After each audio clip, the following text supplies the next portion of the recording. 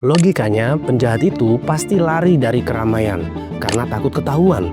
Tapi gimana kalau buronan ini justru tiap hari ada di depan mata kita, berbaur santai di tempat paling suci dan dihormati oleh masyarakat?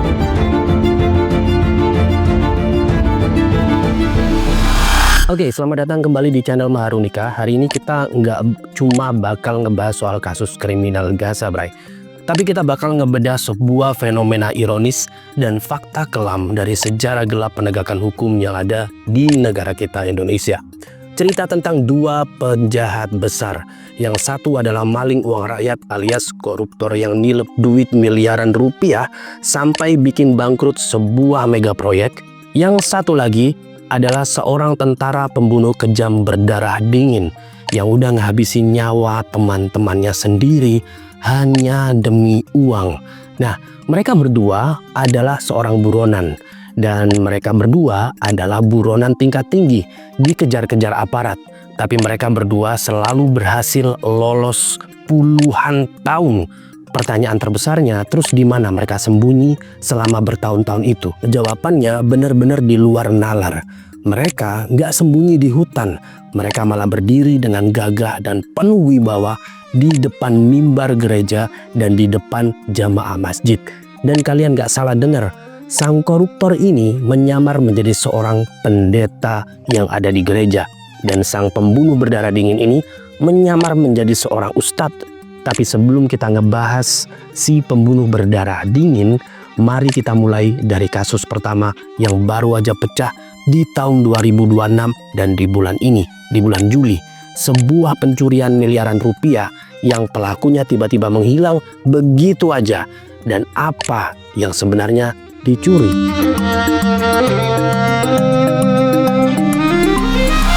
Kasus ini terjadi di periode tahun 2012 sampai 2014. Letaknya di Jawa Timur. Nah, di sana ada sebuah kasus kejahatan yang bikin pusing aparat penegak hukum dan juga pihak perbankan.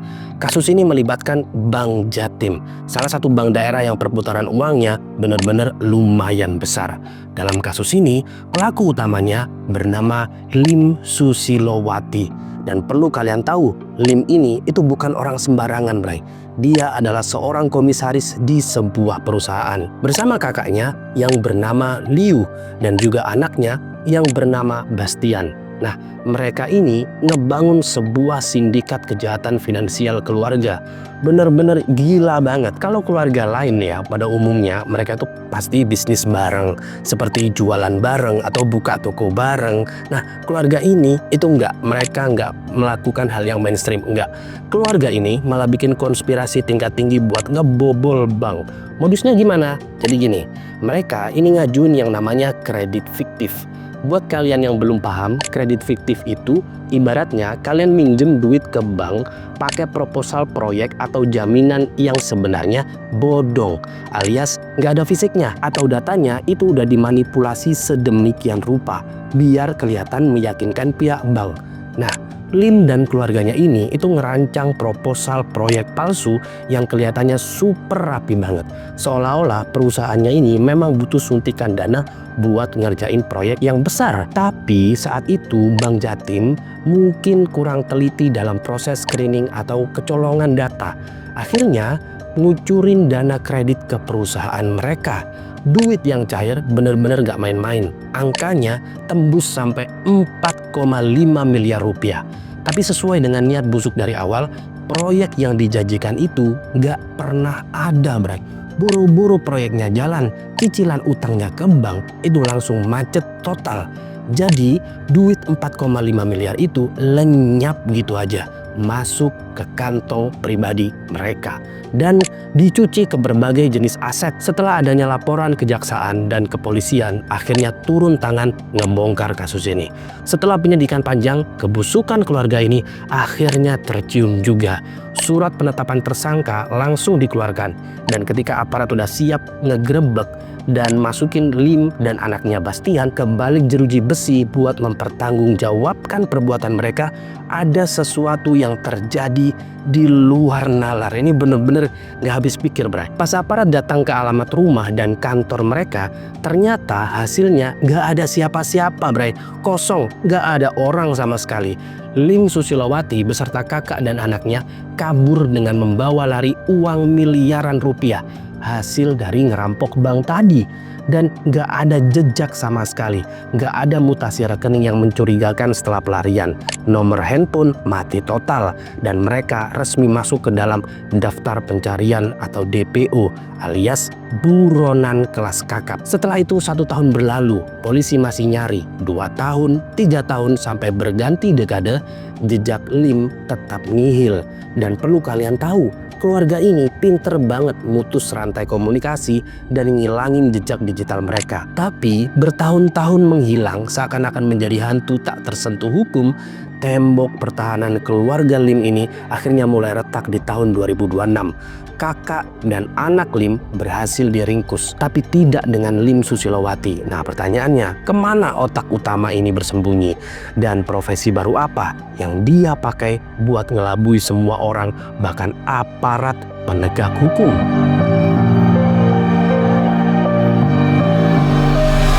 Oke, setelah belasan tahun keluarga pembobol bank melakukan pelarian panjang, akhirnya masuk di tahun 2026, tahun ini.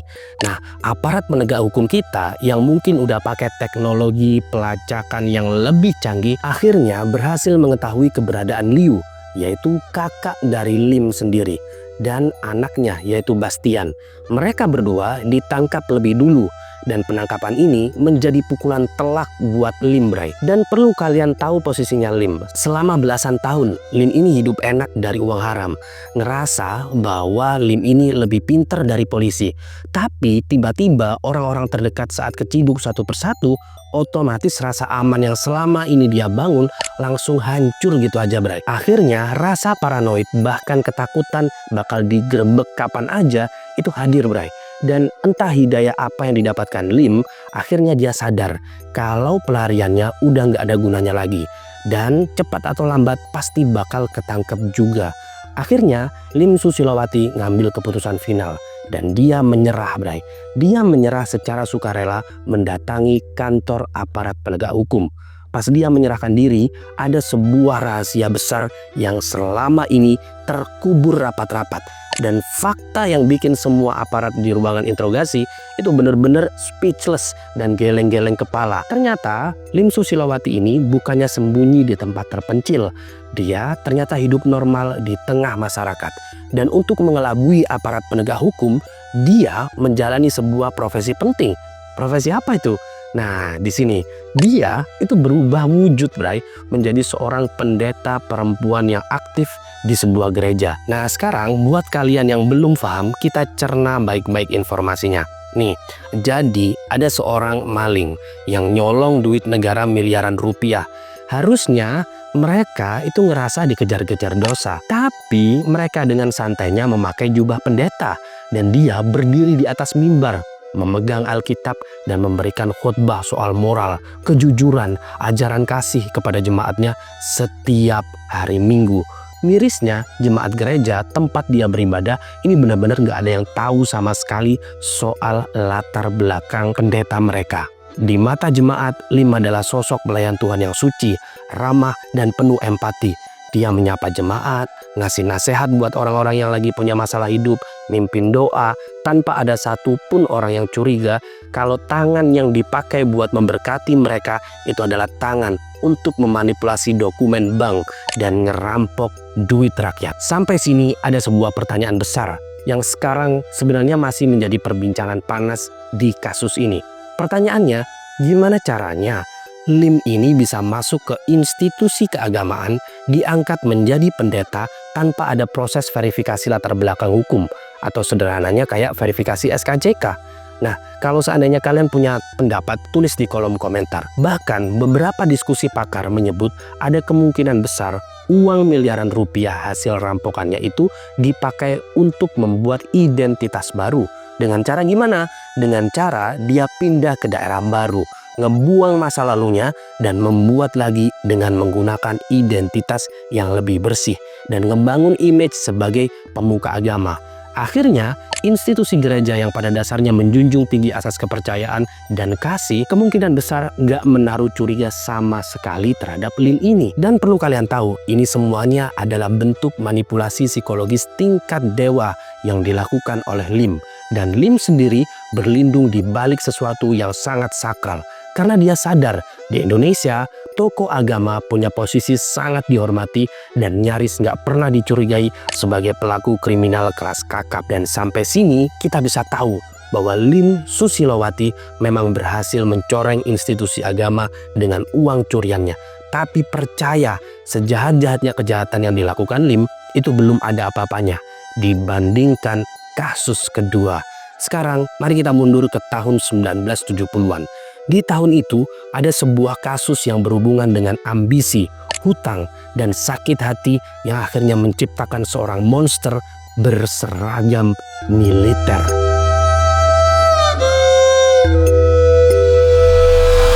Oke, sekarang kita tinggal ini era modern dan kita masuk di tahun 70-an. Karena kasus yang kedua ini kejadiannya itu di tahun 70-an, Bray. Era di mana militer itu masih punya kuasa absolut di Indonesia dan belum ada yang namanya kamera CCTV atau internet buat ngelacak seseorang melakukan kejahatan. Tapi di era inilah lahir salah satu legenda kriminal paling mengerikan dalam sejarah kriminalitas Indonesia. Namanya adalah Edi Sampak. Nah, siapa nih Edi Sampak? Dia sebenarnya bukan preman. Dia adalah seorang prajurit militer aktif. Seorang veteran yang udah sering banget ke medan operasi.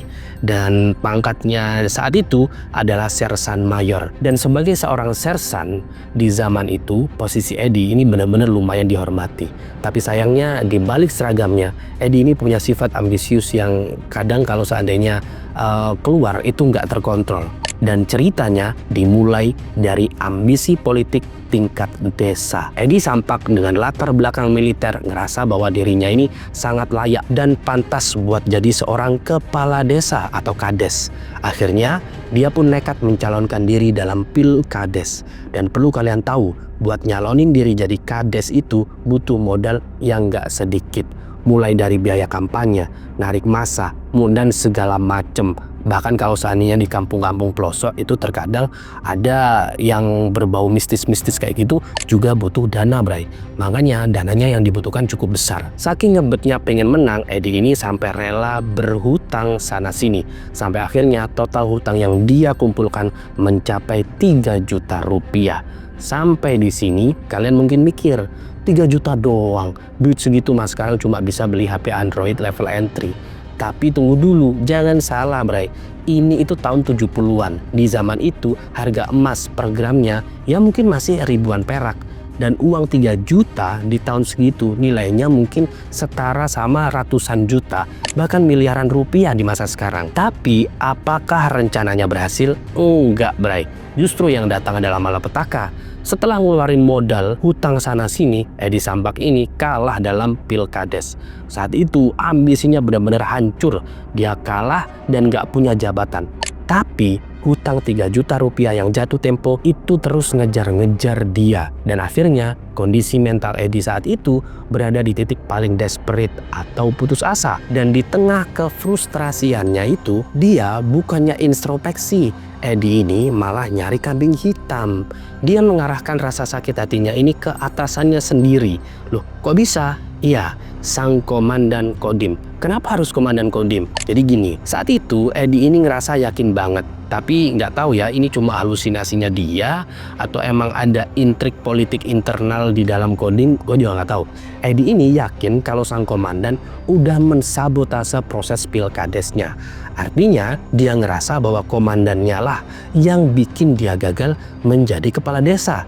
Dan akhirnya terjerat hutang sana-sini. Akhirnya di dalam hati Edi ini bilang, gua bakal balas dendam ke dia. Dengan kondisi bercampur keputusasaan soal hutang, akhirnya firasat itu mengubah otak prajurit pembela negara menjadi otak seorang perampok berdarah dingin. Nah, pertanyaannya gimana caranya?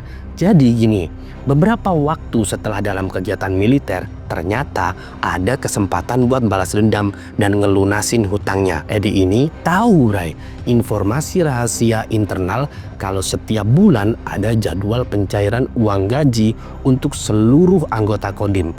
Nilai gaji yang mau dicairkan sangat banyak waktu itu, yaitu sebesar kurang lebih sekitar 21 juta. Dan uang cash senilai 21 juta rupiah itu rencananya bakal diambil dari bank, dibawa pakai mobil dinas menuju markas.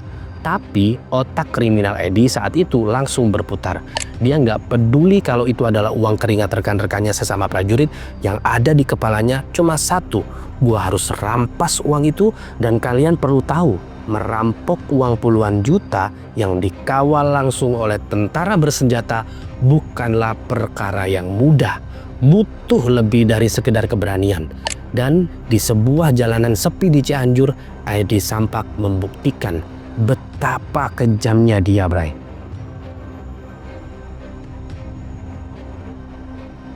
Hari eksekusi pun tiba, dan ini adalah hari di mana sejarah hitam militer kita tercatat dengan darah, Bray. Mobil yang membawa uang gaji Kodim senilai 21 juta rupiah ini langsung bergerak. Di dalam mobil ada beberapa orang anggota yang ditugaskan buat ngejaga dan ngawal uang itu sampai tujuan.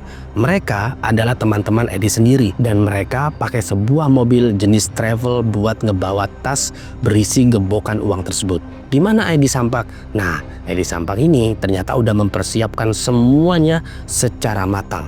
Dia ternyata udah mencuri senjata api dari gudang senjata.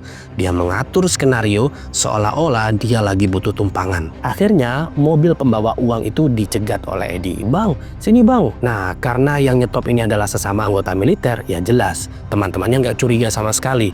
Mereka buka pintu, nyuruh Edi naik. Setelah itu mobil terus melaju. Sampai akhirnya mereka memasuki kawasan Jack Brong, sebuah daerah di Cianjur yang dikelilingi oleh perkebunan teh. Buat kalian yang pernah ngelewatin kawasan Puncak atau Cianjur zaman dulu, kalian pasti kebayang banget suasananya kayak gimana. Jalanan di tempat ini itu berkelok, sepi banget. Kanan kiri cuma ada hamparan kebun teh yang gelap kalau udah mulai sore.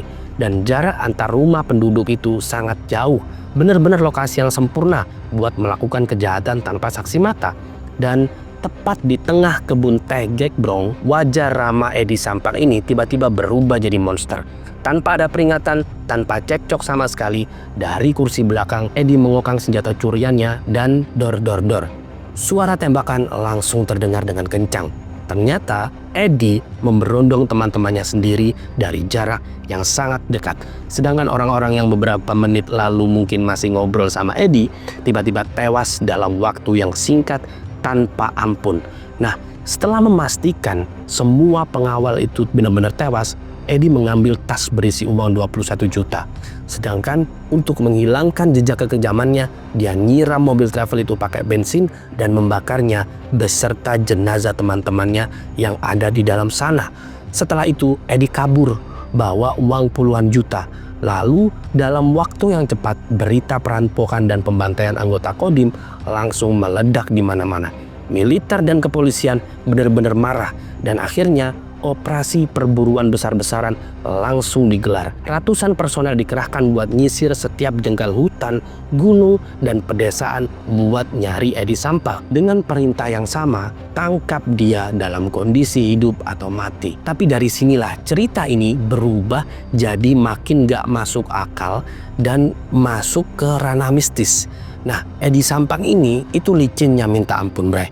Aparat penegak hukum itu udah sering banget ngepung dia. Mulai dari dikepung di hutan, dikepung di rumah persembunyian, bahkan sampai terjadi baku tembak berkali-kali. Tapi anehnya, Edi selalu berhasil lolos. Bahkan kabarnya ada beberapa peluru yang kena tubuhnya. Tapi dia nggak mati, Bray. Dan dari sinilah muncul nih desas-desus dan mitos di kalangan warga sama aparat saat itu, bahwa Edi Sampak ini dikabarkan punya pegangan gaib atau jimat tingkat tinggi yang konon katanya bisa membuat kulitnya kebal dari terjangan peluru. Gak cuma itu, saat posisinya udah benar-benar terdesak dan nyaris ketangkep, Edi ini bisa mendadak secara tiba-tiba hilang gitu aja. Dan akhirnya orang-orang percaya kalau dia punya ilmu halimunan, sebuah ilmu hitam dari tanah Sunda yang bisa ngebuat tubuh penggunanya tembus pandang atau nggak kasat mata. Bahkan mitos jimat dan ilmu kebal ini bikin nama Edi Sampak semakin ditakuti. Dia bukan lagi cuma sekedar perampok, tapi udah kayak hantu jadi-jadian yang nggak bisa disentuh sama hukum negara, bre. Tapi sekuat-kuatnya ilmu hitam pasti juga ada kelemahannya kan. Dan suatu hari dalam sebuah baku tembak kesekian kalinya, kesaktian Edi akhirnya menemui batasannya. Pertanyaannya, apakah jeruji penjara militer mampu menahan monster seperti ini? Nah, kita lanjut ke bagian yang bikin kalian geleng-geleng kepala.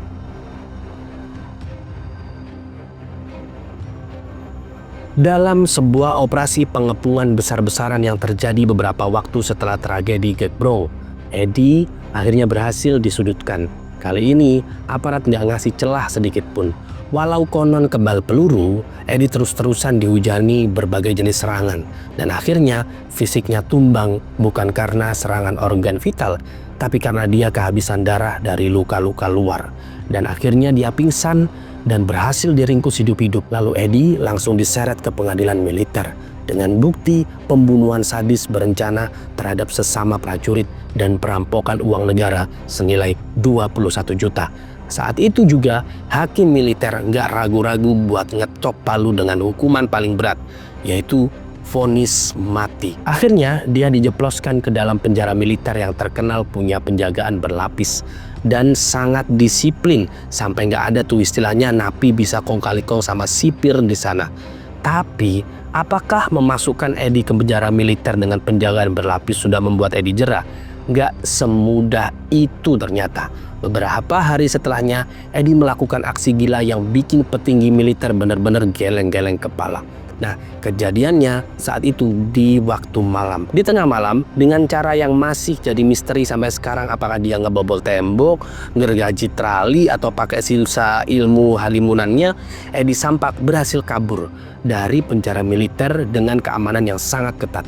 Dia tiba-tiba ngilang gitu aja, bray, nggak ada di kamar.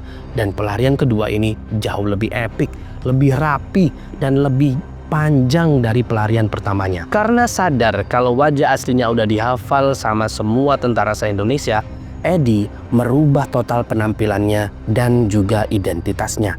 Dia lari jauh ke daerah pedalaman Banten, di sebuah wilayah yang kultur keagamannya sangat kental. Di sana, dia membuang nama Edi Sampak dan merubah penampilannya secara drastis. Dia mulai menumbuhkan jenggot, selalu pakai peci, pakai baju koko, sering datang ke masjid dan ngedeketin toko-toko agama di desa tersebut. Setelah itu, dia mulai belajar agama, atau setidaknya berlagak sangat paham soal agama. Pelan tapi pasti, image sebagai orang suci terbentuk. Warga desa di Banten yang polos dan sangat menghormati orang beragama menyambutnya dengan tangan terbuka. Tapi mereka nggak tahu kalau tangan yang selalu bawa tasbih itu adalah tangan yang sama yang udah mencabut nyawa aparat negara. Dan di desa itu, Edi seakan bereinkarnasi menjadi seorang pemuka agama. Saat itu, warga sangat menghormatinya dan memanggilnya dengan sebutan Abah Edi. Di sana dia hidup tenang, dia ngajar ngaji, ngasih ceramah, bahkan dipercaya warga buat ngurusin berbagai masalah di desa. Di tahap ini pelariannya benar-benar sempurna. Setelah itu tahun berganti tahun, dekade berganti dekade. Generasi polisi dan tentara yang dulu ngejar dia mungkin udah pada pensiun atau juga meninggal dunia. Nah, nama Edi Sampak pelan-pelan cuma jadi dongeng legenda di kalangan militer. Sedangkan Edi Sampak berhasil buron selama 22 tahun. Dan artinya apa? 22 tahun hidupnya sebagai ustadz palsu dan pelariannya yang gila ini baru berakhir dengan cara yang anti klimaks di tahun 2006. Waktu itu usianya udah tua renta, bray, sekitar 66 tahun. Kulitnya juga udah keriput pokoknya. Jalannya udah bungkuk. Tapi takdir punya cara unik nih buat mengadili seorang penjahat. Entah gimana ceritanya nih, ada seorang warga atau intelijen yang iseng ngebaca koran lokal tua dan ngelihat kecocokan wajah antara DPO legendaris Edi Sampak dengan Ustadz Abah Edi. Nah, setelah itu laporan masuk, intelijen turun, dan setelah dipastikan identitas aslinya dari sidik jari dan rekam jejak, Abah Edi langsung disergap. Penangkapannya di tahun 2006 bikin gempar secara nasional. Sedangkan jemaahnya di Banten benar-benar hancur, bray. Ustadz yang selama ini puluhan tahun mereka cium tangannya dan mereka dengar ceramahnya ternyata adalah seorang buronan vonis mati dan penjahat paling kejam yang pernah ada. Abah Edi akhirnya diseret kembali ke penjara militer, mempertanggungjawabkan dosa-dosa masa lalunya. Dan kisah Lim sang pendeta pencuri uang bank dan Edi sang ustadz pembunuh pada akhirnya memberikan kita sebuah pelajaran bahwa kejahatan terburuk terkadang tidak datang dari bayang-bayang kegelapan, melainkan bersembunyi di bawah cahaya paling suci.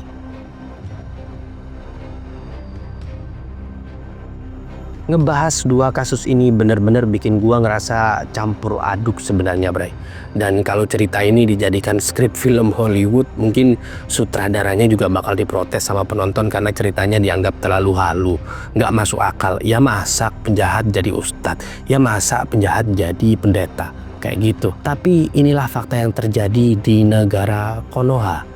Kisah Lim Susilowati dan Edi Sampak jadi bukti tak terbantahkan kalau realita atau kisah nyata itu seringkali jauh lebih liar, lebih gila, dan lebih menyeramkan daripada fiksi. Dan dua kasus ini juga ngasih kita sebuah pelajaran penting tentang psikologi kriminal dan tatanan sosial kita. Penjahat kelas kakap itu bukan orang bodoh.